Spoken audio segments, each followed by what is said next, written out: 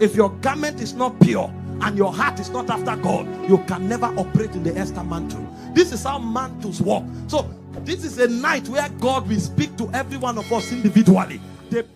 At least those days you can't even be naked because of culture. But even the moral values of culture are being uprooted. Because when priesthood is gone, the devil will have a field day. When the priesthood is substituted, the white beasts are summoned to come and take over. And so we must train people again to learn how to participate. Take 15 people, take 30 people, go for a retreat somewhere where there's no keyboard. Pray in tongues with them for 5 hours. Stop, ask them, what did you see? What did you hear? You have not heard anything. Pray again for another 5 hours.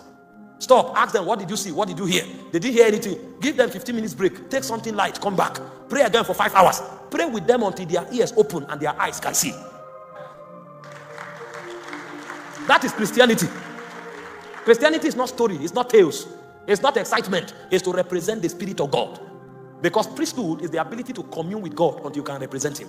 And priesthood is also the ability to, by the Spirit of God, change things in your realm. And you don't change things by shouting and singing. You change things by power. And you must stand and participate with the spirits that represent power to be able to create the kind of change that you are looking for. And so we said the fourth dimension of priesthood is participation. If we stop this service now and take a census here and ask here, how many of you heard God this week? You'll be shocked. You will now think, okay, this week is just 4 days, just in 4 days into the week. Let's add another week. You now say, how many of you heard God from last week to this week? You'll be shocked. You now say, okay, how many of you heard God this month? You'll say, no, December just started. Okay, let's add November. How many of you heard God in November? You'll be shocked. You now say, okay, how many of you have heard God in 2022? You will be shocked that there will not be 10%. You now understand the kind of church we have. It's a church of members, not a church of priests. Our focus is members, church members that will snap and put online, not the church of priests. And we want to change society. It doesn't work like that. Do you know why I'm saying this? Because what I will share this night briefly now is to show you how spirits rule system. So you know the level of power you need to be able to change things. It takes power. When somebody's life is under attack, it takes power. It doesn't take counseling. Counseling comes after power. If you have not dealt with a demon, if you have not altered the molecular structure of the person that demons have mutilated, your counseling will fall on deaf ears. Even if the person receives it, he can't keep it. The Western world thinks it's about intelligence. They took priesthood away and brought English and programs and principles. After many years, they discover that their society is dying. The soul of morality has been pierced. It has punctured. And they can't even control it anymore. Because they didn't know what priesthood was doing to sanitize that society. It's power. And so before we enter the dynamics of legislation, you have to begin to drill your spirit. See, leave the shouting first. Drill your spirit.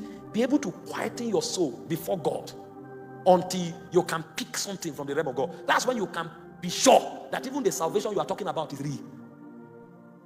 Because you have walked through time all your life. Everything you know about God is a story somebody told you. That means you are going into eternity with uncertainty. You don't know this your God is true because you've never picked anything from Him. What is the difference between you and the dead religion? Because their God is dead. You claim your God is alive. You've never heard anything from Him. You've never interacted with anything from His realm. And then you are walking. That's why when the devil comes, the first thing that comes out of you is fear. Because you are not sure if what you believe is true. And so we need to come to that point where we surrender to the government of the presence. And number one, this God, we accept everything He says He is and we honor Him for it. Number two, we wait upon Him and insist that we too must see His reality. Number three, we insist that we wait until He speaks to us. And when He speaks to us, we want to participate in His program. This thing you say you are doing in Kenya, I want to participate in it. I don't just want to come to church and go back. What are you saying about Kenya that everybody is claiming and talking about? How come these things are a story to me? What are you doing? I want to participate. So that you don't just join the bandwagon and say God is doing something. What is God doing? Everybody stands up, they say we are in the last day, God is doing something. What is God doing? Who told you? How are you sure that God is doing something? And if God is doing something, what role are you going to play in it? These are the things that should burden us, because until we get there, we are not part of God's program. And if we are not part of God's program, we are not priests and we are not kings. Our lives will just be a function of receiving the leftovers that those who are participating in the kingdom are dropping by. And so you are receiving healings and impartation. Whereas the man who is coming to impart you is standing before God every day. It is the overflow of what runs out of him that he pours on you in the service.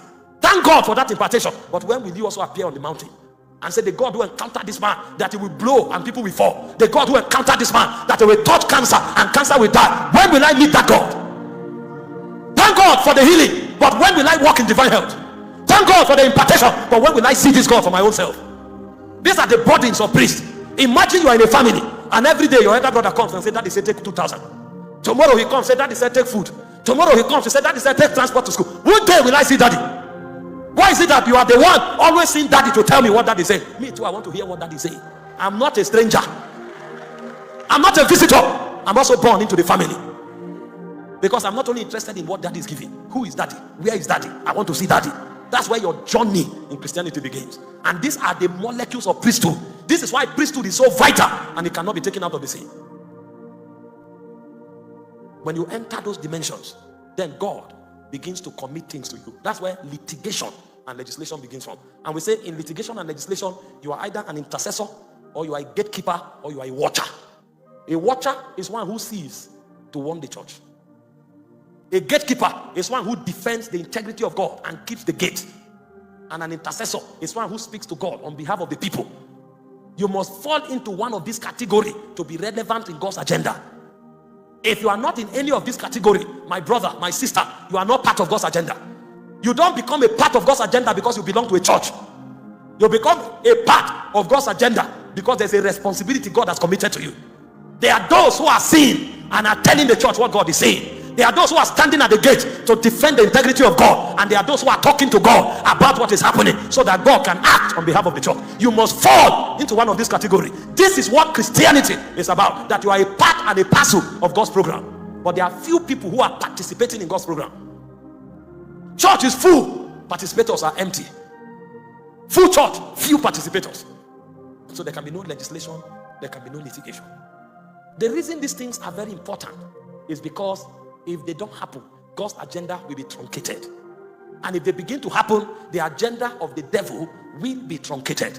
Now that I've been able to show you the dimensions of priesthood, let me show you the agenda of the devil and how priesthood stops it. Because this is where the weight of litigation and legislation actually is. The ability to propagate laws that enforces God's will and truncates the will of the devil, and the ability to take advantage of already established laws to halt what the devil is doing, either in the lives of individuals, in the lives of families, in systems, and in territories. It's not just gathering in church to pray. It's what the prayer is doing. That is what the litigation is all about. That when we pray, what is the outcome of the prayer? But before you can pray those prayers, you need to know what to do to be able to pray those prayers.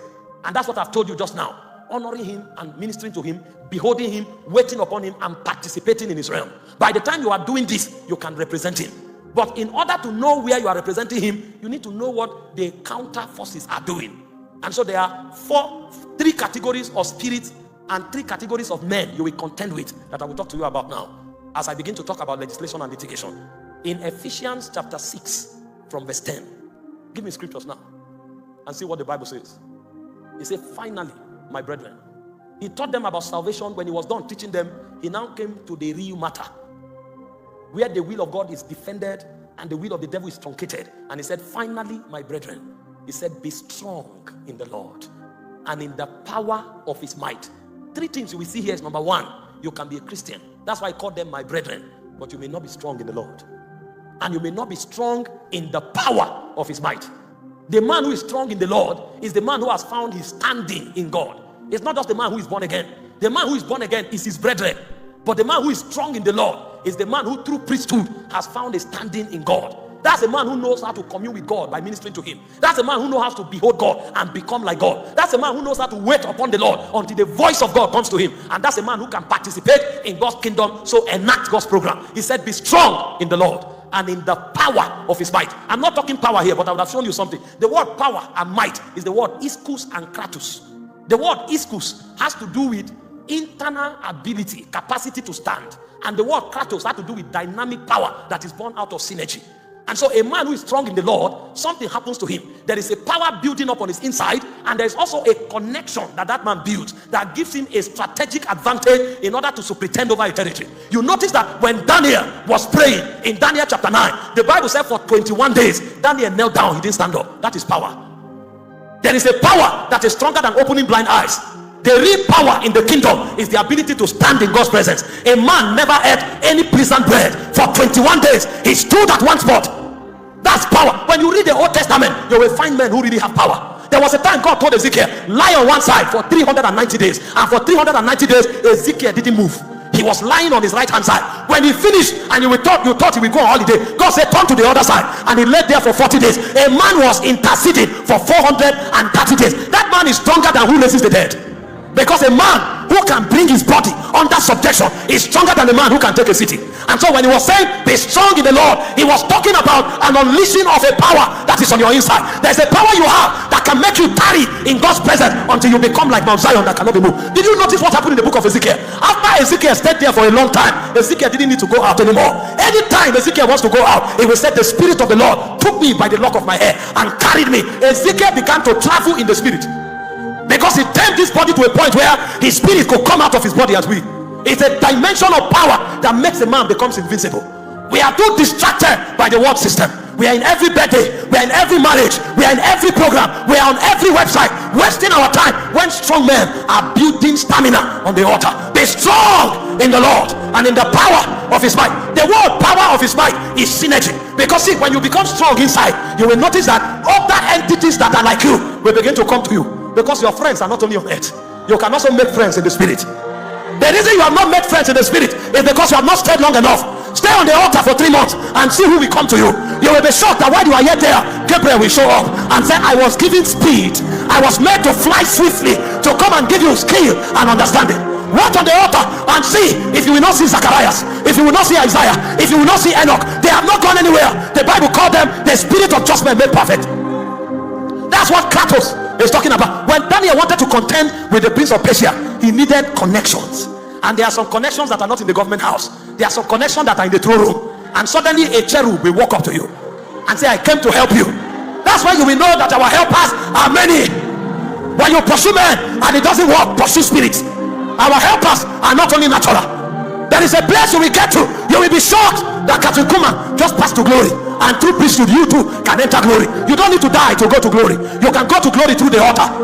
One can go through dying, another can go through the altar. And when synergy is achieved, something will change. Did you not read about Jesus? The Bible said in Matthew 17 verse 2, after 8 days, he went to the mountain to pray. And he said, suddenly, there stood between Moses and Elias. That is Kratos. When that man comes down, he can take a territory. Because it's no longer one man. He is one man, but he's fighting with the strength of many. There are many prophets that walked in Kenya before now. When you pray and you don't know what to do, stay there. The prophet that conquered Kenya 20 years ago can still come back to tell you what he did to subdue the Kenya of 20 years ago. The power of his might. The earth is a distraction. This world is too noisy. See, sometimes you need to hear stories of witches and understand what they do. A witch can go on 100 days fast, not looking at the sun, to be able to meet a demon that has wickedness enough to afflict with death. A witch can be indoors for 8 months, and that witch may only drink water and maybe light food once in a day. And for 8 months, that witch will not step out, because the witch is preparing herself to meet the devil. And a principality will come to that witch and empower that witch to be able to subdue sister. And so that witch doesn't need religion. If he enters your office and you don't have the stature to dethrone her, the day she enters that office, that day you will leave that office. Because of the weight of her priesthood. She came with 8 months of fasting. She came with 8 months of intercession. She came with 8 months of communion with demons. You are strolling about on Twitter and on Instagram, and you put your hands in the pocket. You want to fight a witch that has more education in the spirit than you. We have all the advantages, but we are illiterate in the spirit. And the reason is because we have not waited long enough. Because we don't have the power of his might. There's no synergy. Do you know how many intercessors can bring down Kenya? Do you know how many angels must be deployed for Kenya to be won? What is the spiritual strategy? How many men are even aware? Before the Holy Ghost came down, they needed 120 intercessors. They knew. And so they gathered in the upper room. when the time was right, the Holy Ghost came down. How many intercessors are needed to take Kenya? How many angels are needed to trigger the revival in Kenya? How many hours of prayer is required? How many quorum is needed in the throne room? What is the weight of litigation required for Kenya to appear before God? You don't read that in the book. It is shown to you.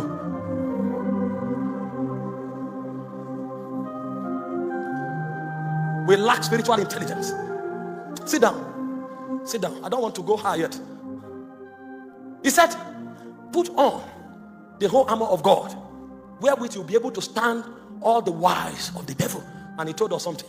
He said, we wrestle not against flesh and blood. See, these spirits are organized. They are systemic.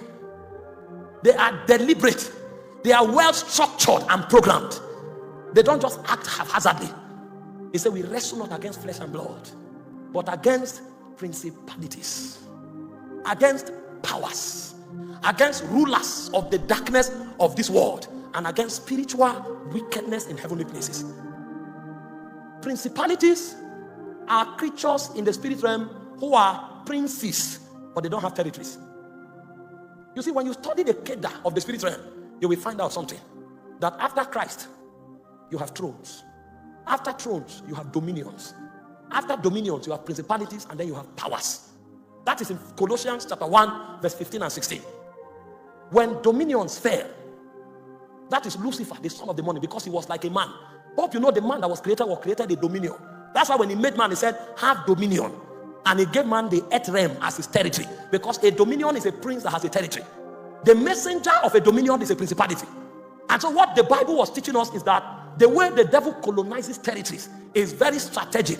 What he does is that he sends a prince that does not have a territory, whom's lust is to possess a territory. That's why principalities come first. And so when they come, what they do is to take a census of all the category of people that are in the territory. The reason is because the authority over territories belong to men. He said the heavens belong to God. He said, but the earth he has given to the sons of men. And so when the principality shows up, he will find out those who are prophetic. Because the prophetic people are the first gatekeepers. If you are a prophet and you are not on the altar, what will happen is that your spiritual antenna will be open. And so any spirit can manipulate you. Because you have the ability to pick signals. If a prophet shows up here now, his emotions are high, his sensitivity is high. That's why many prophets are victims of immorality. Because they pick frequencies so much and their emotional intelligence is very high. And so what principalities do is to search men that have sought gift. And then they begin to traffic them through lust. When they traffic lust in their direction and they are able to infiltrate them, they will now use them to infiltrate the territory. And so what the devil will do is that he will raise three categories of people. The first people he will raise are messengers. The messengers are those who talk and disseminate the activity of the devil. Some of them become fornicators. Some of them become liars. Some of them become malicious people. They keep malice. They create contention, provoke anger. What he's trying to do is to create an atmosphere for the other princes to come in. Because anywhere there is contention, anywhere there is jealousy, anywhere there is fight and argument, evil can exist there. And so when the messengers are able to do it, you'll find a young lady, she goes to sleep with a married man, the family scatters. As the family scatters, the children go wayward, the wife goes into another thing, the man goes into another. They are discomfiting the structure of the territory. And this is what the messengers do. Somebody thinks his mouth is rapid. He goes to a place, plant the seed of discourse, cause problem between two people. The problem escalates and affects 20 people. They are called messengers. So many people are bearing the name Magdalene, Martha, and Mary, but they are agents of the devil. They are the lowest cadre of demonic powers. They are messengers. They bring gossip, they bring malice, they bring backbiting, they bring lies, they spread rumor. And when they have created that atmosphere of chaos, then the next category of people come in. Those ones are called warlocks. A warlock is a spiritual programmer. A warlock is more intelligent than a messenger. A messenger, the devil just takes advantage of his appetite. He desires to see people quarrel. He likes it when people are fighting. He likes argument, so he keeps spreading it.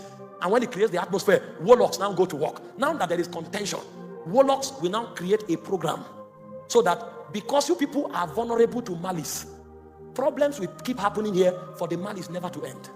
And so a simple problem that provoked a malice of 2 days suddenly can no longer be settled for 10 years. Because so long as the malice remains, the atmosphere is sustained. A warlock can show up because this man fornicated. A messenger came and made the man to fornicate. the wife now, the warlock will create a program of unforgiveness. So the wife cannot forgive the man. For 15 years, he will keep telling the man, you are a fornicator. You betrayed me. I will never forgive you. Bitterness is growing in her heart, and then this man is being pushed away. So what will happen is that the man will continue with the program of fornication, and the woman will continue with the program of bitterness. That family is now open. What they are doing is creating a system for the other demonic spirits to come and dwell. When the warlock finishes, then a sage comes. A sage is a warlock that is of the highest order. His job is to impart gifts and capacities. It is actually a sage that demons work with. A sage can come to you and say, bring your hand. He will spit and rub his hand and say, from now, if anybody is beaten by scorpion, rub your hand, there it will go. You will do it, it will happen. Because the sage has spiritual intelligence. So a sage trains warlocks and imparts them. Sages are not many.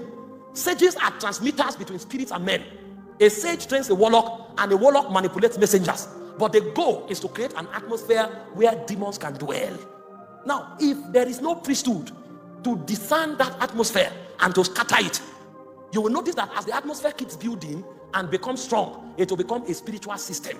That spiritual system is where the princes of darkness will dwell. This is how devils take people, families, and nations. Somebody may offend you, and you say you never forgive him. You are not doing yourself a favor. You are actually doing yourself a disfavor. Because that unforgiveness, the energy that is coming out of you, you may not know, but there are wise men who are interpreting it in the spirit. Because every man who is passing carries an energy. If your heart is full of love and purity, it's like a white cloud in the spirit. The demonic beings, they can see. That's how they know those who are Christians. They don't know those who are Christians in the spirit because they call themselves Christians. They know those who are Christians because of the kind of energy they emit. And so when you pass, they can pick those energies. If there is bitterness, if there is lust, if there is anger, they can see it. And then they know that, oh, this one is a victim. They now begin to trouble you. This is why you forgive people whether they deserve it or not. Because it's about your own safety. The energy you are emitting in the spirit is a language. A warlock can see it. If a warlock sees you, he can tell where you are coming from. He can tell what you want to do. He can tell who you are. He can read your energy and discern your personality. How many of you have watched Merlin? That's how cities are born. You need the intelligence of a warlock to build a city. And so what the warlocks and the sages do is that they create spiritual quadrants of weaknesses that are in the men of those territories. Some are full of bitterness, some are full of pride, some are full of lust, some are full of anger. When those quadrants are completed, then the demonic princes will begin to come in. When the princes come in, some will sit on the prophetic corrupt people. Some will sit on the proud corrupt people. Some will sit on those who are full of lust. When they dominate them, they now have territorial legality. You can't just come and say, get out. No, it won't work. The reason is because the will of these men that they have enslaved gives them legality to be in those systems. And so when you come into the government, you will find legalities that princes have to sit in those governments. If you come into families, you will find legalities that princes have to sit there. It will take more than doctrine for things to change. You can preach from morning till night. Those princes will not go. Did you not read about Peter? In Luke 22 verse 31, Jesus is the living word of God. He was with Peter. Yet, he said, Simon, Simon, Satan desires to have you. That means there are things that the word alone cannot do. Because the word was with Peter. Yet, Satan desired to have him. The word had to pray for Peter. He said, I have prayed for you. I am the word, but I have prayed for you. The problem the church has is that we are preaching dead logos to people that Satan has. We are preaching dead logos to people that are under the government of Satan. Somebody gossiped for 5 years and Satan has found a stronghold on that person. You now show up and say, God is good. The living word was with Peter, but the living word had to pray for Peter. He said, I have prayed for you that your faith faileth not. He said, when thou art recovered, strengthen thy brethren. The word had to add priesthood in order to save Peter. In the garden of Gethsemane, Jesus went to pray and he told them, I am with you. I am the word. He said, but pray that you fall not into temptation. Do you see why many people have scriptures in their head, but they are slaves of spirits? Because even if the word is with you, if there is no priesthood, you will fall into temptation. I am the word, but pray. If you don't pray, you will fall into temptation. You can have all the Bible in your head, you will fall into temptation. Because the word made flesh was with people. The word made flesh counseled them to pray. What will keep you standing is what prayer does to my word that is in your spirit. And so where there is no priesthood, people become vulnerable because there is a program in the territory that has made them slaves already. A friend of mine relocated from one part of the country to another. He now discovered after 2 weeks that he started having lust. What is going on? He didn't know he came into a web. That there are territorial spirits there that manipulate people that have his kind of frequency, because he is prophetic. And so the moment he came and they picked the radar of the prophetic, they began to woo him with the energy of the environment. And he discovered after 2 weeks, he started feeling lonely. He now began to look for girls to make friends with. And he made friends with a girl. In fact, they had planned for the girl to visit, because they've talked into, people have sex talking on phone. They have talked into sex on phone already. So they needed to consummate it in his house. But God showed mercy. People were praying for him. And so when the lady came, both of them prepared for what should happen to happen. Somebody now came to visit that day and refused to go.